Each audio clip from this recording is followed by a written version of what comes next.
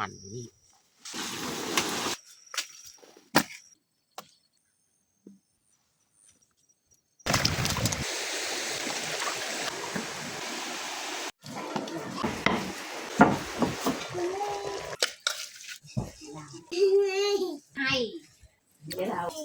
ใส่น้ำนี่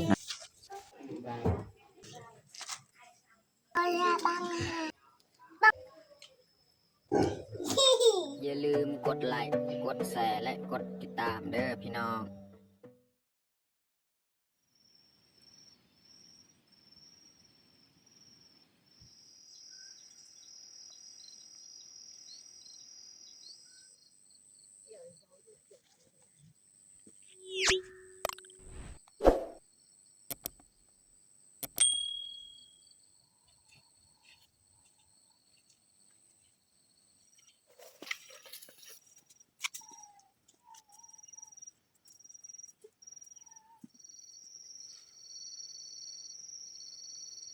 ครับสบายดีแล้วก็สวัสดีเบิร์ดสู่ผู้สู่คนยินดีต้อนรับเขาสู่ซองบ่าวยืง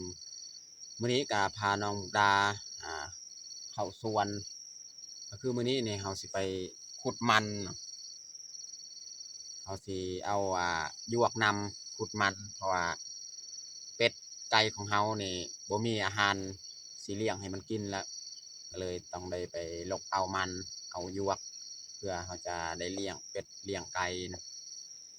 มื้อนี้ก็ไปกับน้องมุกดาแหละ2คนคือเก่าแหละตามเดิมตามเคยแล้วก็หลังจากเฮาลกมันเอายวกแล้วเฮาก็สิกลับบ้านมาเฮ็ดกินเฮ็ดอยากอยู่บ้านเนาะตอนนี้ก็บรรยากาศนี่ดีเนาะแบบแจ้งๆหน่อยนึงเนาะแต่ว่าช่วงเฮาย่างมาจากบ้านเมื่อกี้นี้ฝนตกอีกเนาะโอเคมีแต่ทุกคนติดตามเบิ่งติดตามชมกับพวกเฮาได้ยาวๆเลย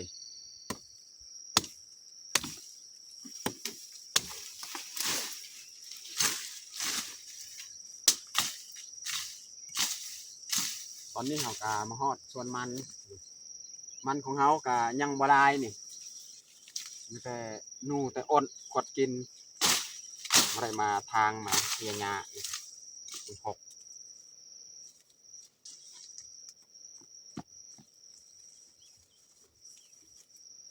ถ้าว่าหนูบ่กดกินนี่มันดกมันนี่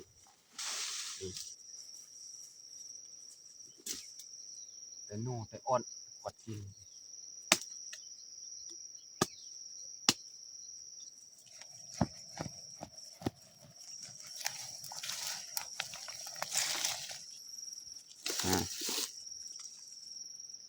มันบ่มีแหละแต่หนูแต่อ้นกดกินข้างในครับ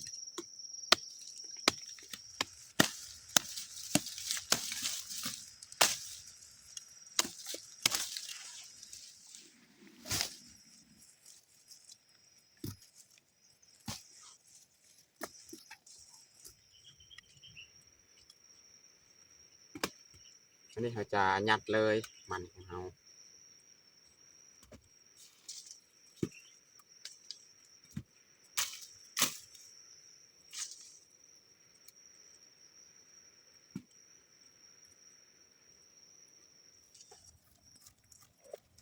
ขูดออกขี้ดินนี่ให้มันออกหน่อยนึงบ่ให้มันหนักจังหน่อยก็ยังเฮาไปล้างอีกแต่ว่าดินมันลายนี่เราต้องขูดออก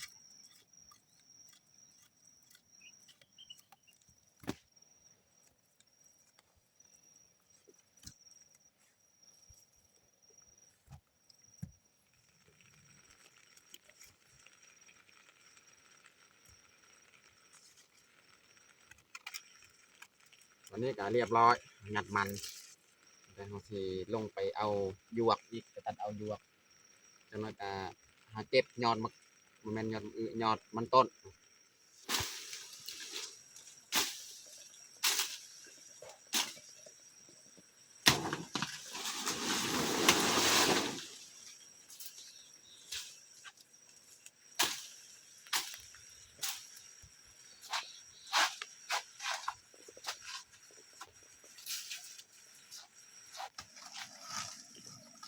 ตอนนี้เบายืงกำลังเอายวกนี่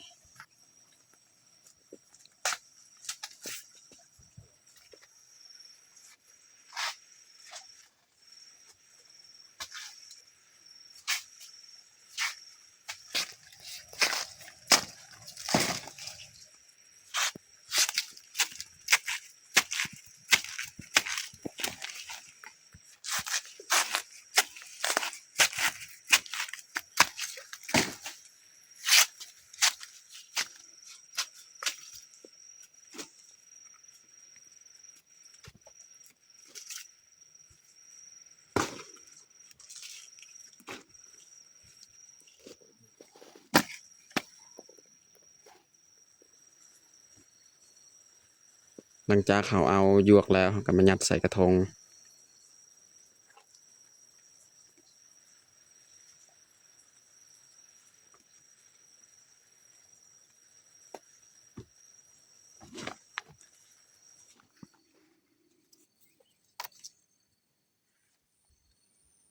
ตอนนี้เขากะทีมาเก็บยอดมันต้น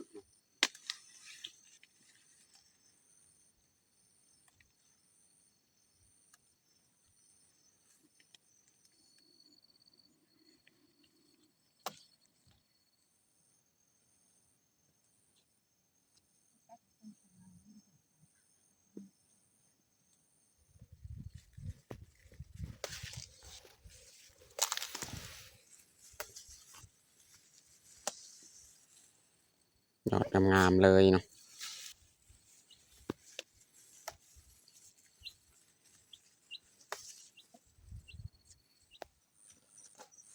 ตอนนี้ก็เรียบร้อยเขาเก็บยอดมันแล้วเขาก็มาห่อกันยัดใส่กระทะเลย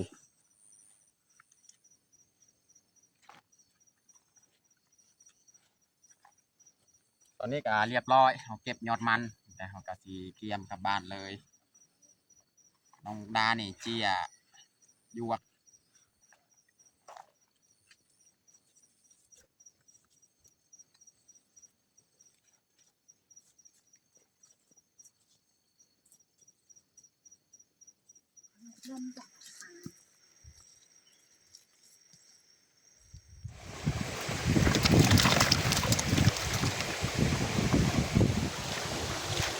ตอนนี้เขากามาฮอดน้ำห้วยเนาะเขาจะมาล่างมันล่มสีแห้งๆแน่น้ำห้วย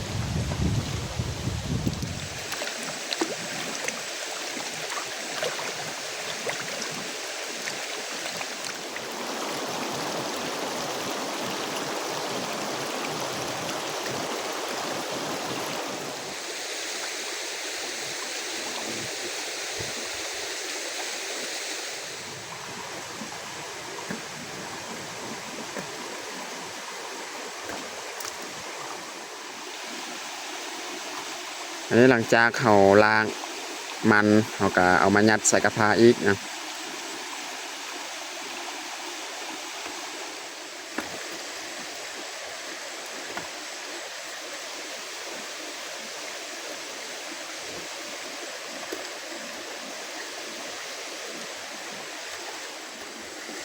ประไทย6 ล้าน ตอนนี้เขากามาฮอดบ้านเนาะเขาสิมาเฮ็ดอาหารกันกินนี่เขาสิเอายอดมันต้นนี่มาลวกแล้วก็เขาสิเฮ็ดนก2 ตัวเขาสิพักเป็นเส้นแล้วก็มาออกเนาะแล้วก็สิเผาหน่อไม้หวานนี่มันจะเผาจังหน่อยสิออกนก2 ตัว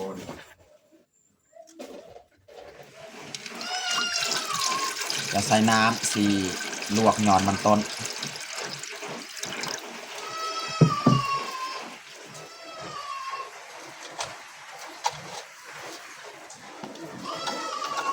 อันนี้แหละนก2 ตัวนี่แหละสีมาออกจังหน่อยเนาะ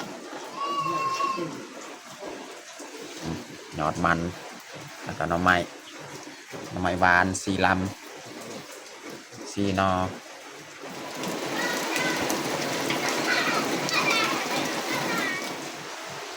ตอนนี้ก็เรียบร้อยเขาทำความสะอาดนกของเขาแล้วเอามาพักเลยหลัง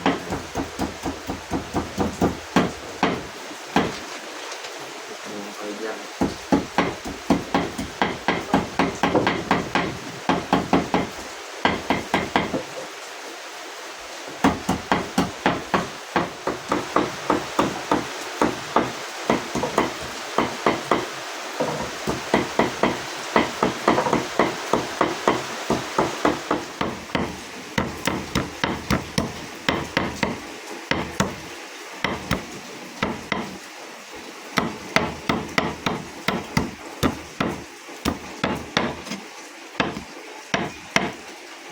ตอนตัวนี้ให้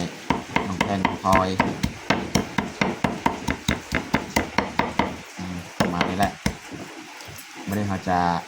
เอามาซอยหัวสิไข่อีกนะ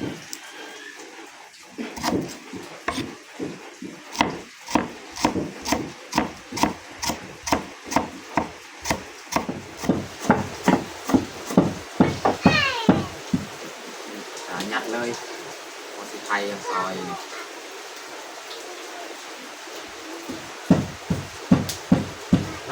ต้มกากดแล้วเราจะเอายอดมันต้นเอามาลวกประมาณนี้แหละเอามาลวกจัง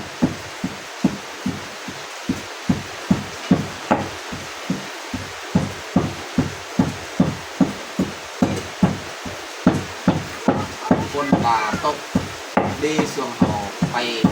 พุดมันโอเคนี่คนบุตกเดี๋ยวนี้ตกตลอดเลย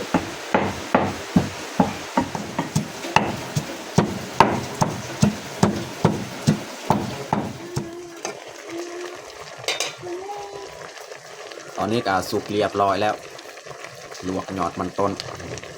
ลงเลย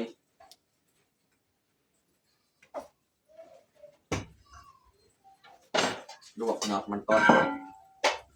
แล้วก็เอามาตักใส่ถ้วยเลย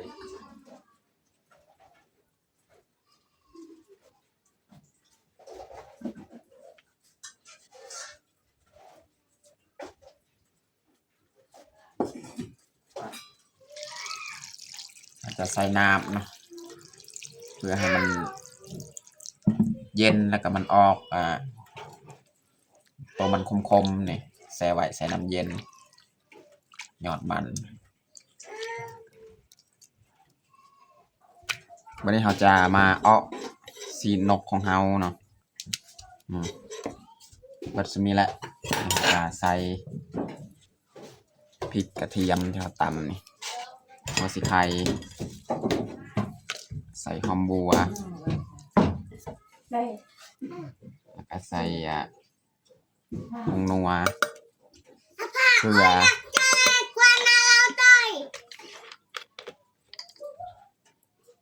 ใส่น้ำปลาประมาณนี้แหละเดี๋ยวเราจะมาผสมเลยนะ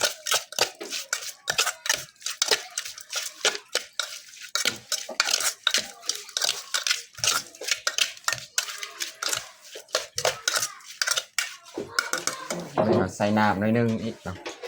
มาให้มันติดหม้อเนาะ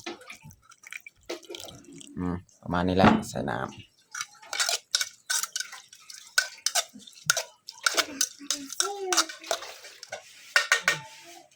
เรียบร้อยเนาะเอามาข้างเลยเอาอันนี้แล้วจึงมาเผานี่หน่อไม้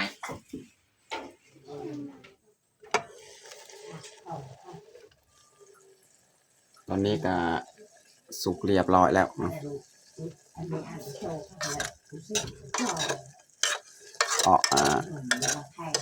นกของเฮา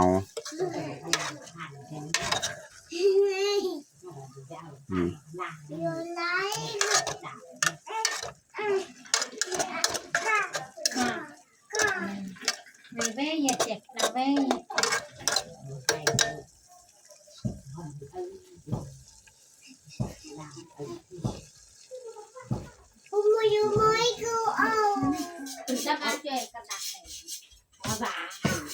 มาจากปงเลยออกนกของเฮา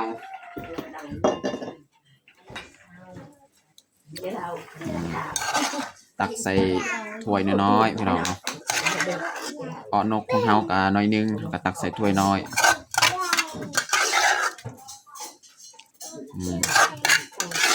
หอมคักขนาดเลยพี่น้อง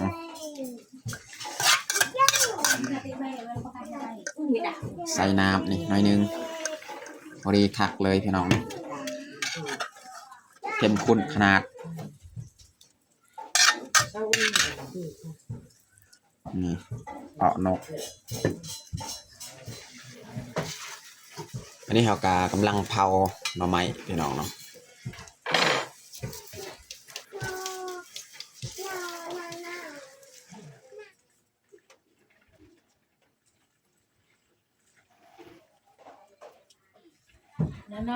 ตอนนี้ก็สุกเรียบร้อยแล้วเผาหน่อไม้ของเราแต่เราจะมาปอกเลยอันนี้เราจะมาปอกเลยโอ้ฮอนพี่น้อง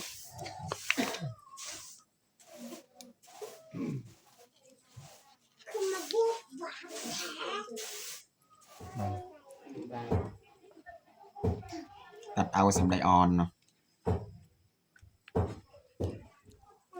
อันนี้เขาจะเอามาปาดหมักนัดเนาะแบ่งครึ่งยานกินบ่เบิดเนาะแบ่งครึ่งเอาไว้ครึ่งหนึงอีกครึ่งหนึงนี่ปาดกิน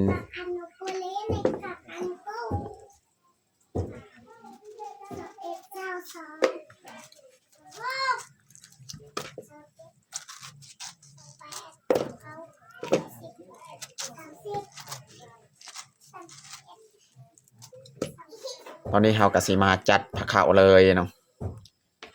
อันนี้ก็คือหมักแตงแล้วก็หมักนัดลวกยอดมันต้นเนาะแล้วก็นกเผาหน่อไม้เนาะอันนี้ก็คือแจวหมักงานแล้วก็ติ๊บข้าวสำหรับอาหารเที่ยงของเฮากับบัดสมีและตอนนี้ก็เรียบร้อยเฮาแต่งข้าวของเฮาแต่เฮาจะลงมือกินข้าวเที่ยงเลยเอามาเด้อพี่น้องมากินข้าวเที่ยงน้ำกันเอาน้องพลอยเอิญลุงปามากินข้าวเอามาเด้อมากินข้าวเที่ยงน้ำกันเอามาเด้อพี่น้องมากินข้าวเที่ยงน้ำกันเอาสบายดี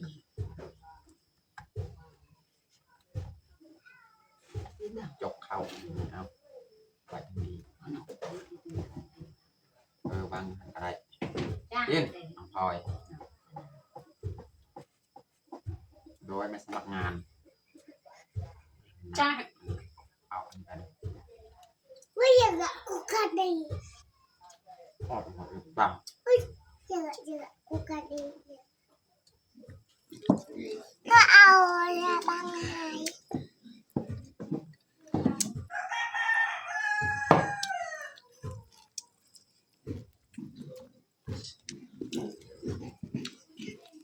เจ้าก็ต้องเอากูเถอะ